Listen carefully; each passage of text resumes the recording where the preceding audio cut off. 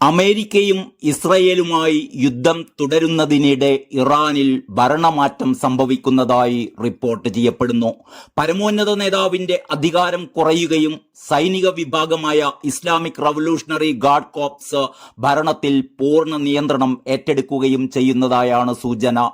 ഈ അധികാരമാറ്റം മേഖലയിലെ യുദ്ധത്തിന്റെ ഗതിയെ നിർണായകമായി സ്വാധീനിച്ചേക്കാമെന്നാണ് കരുതുന്നത്. അമേരിക്കയും ഇസ്രയേലുമായി യുദ്ധം ആരംഭിച്ച് 2 മാസം പിന്നിടുമ്പോൾ ഇറാന്റെ ഭരണ സംവിധാനത്തിൽ നിർണായകമായ മാറ്റങ്ങൾ സംഭവിക്കുന്നതായി റിപ്പോർട്ട്. രാജ്യത്തിന്റെ പരമോന്നത നേതാവിനുണ്ടായിരുന്ന സർവാധിപത്യം കുറയുകയും സൈനിക വിഭാഗമായ ഇസ്ലാമിക് റവല്യൂഷണറി ഗാർഡ് കോർപ്സ് ഭരണകാര്യങ്ങളിൽ പൂർണ്ണ നിയന്ത്രണം ഏറ്റെടുക്കുകയും ചെയ്യുന്നതായാണ് റോയിറ്റേഴ്സ് റിപ്പോർട്ട് ചെയ്യുന്നത്.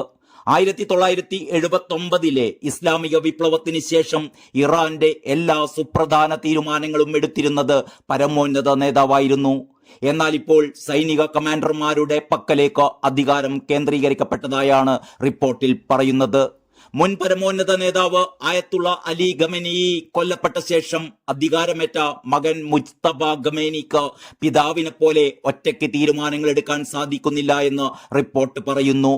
സൈനിക ജനറലുകൾ എടുക്കുന്ന തീരുമാനങ്ങൾക്ക് അംഗീകാരം നൽകുന്ന നിലയിലേക്ക് അദ്ദേഹം ഒതുങ്ങിപ്പോയെന്നും സൈന്യത്തിന് മേധാവിത്വം ലഭിച്ചതോടെ അമേരിക്കയുമായുള്ള ചർച്ചകളിലും മറ്റും ഇറാൻ കൂടുതൽ വിട്ടുവീഴ്ചയില്ലാത്ത സമീപനം സ്വീകരിക്കുന്നുവെന്നുമാണ് വാർത്താ ഏജൻസി പറയുന്നത്.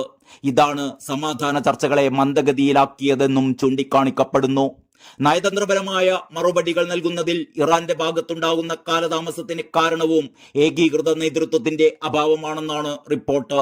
മതനേതൃത്വത്തിന്റെ കൈപ്പിടിയിലായിരുന്ന ഇറാന്റെ ഭരണം ഇപ്പോൾ പൂർണ്ണമായും സൈനിക സുരക്ഷാ വിഭാഗത്തിന്റെ നിയന്ത്രണത്തിലായി മാറിയെന്നാണ് റിപ്പോർട്ടുകൾ സൂചിപ്പിക്കുന്നത്.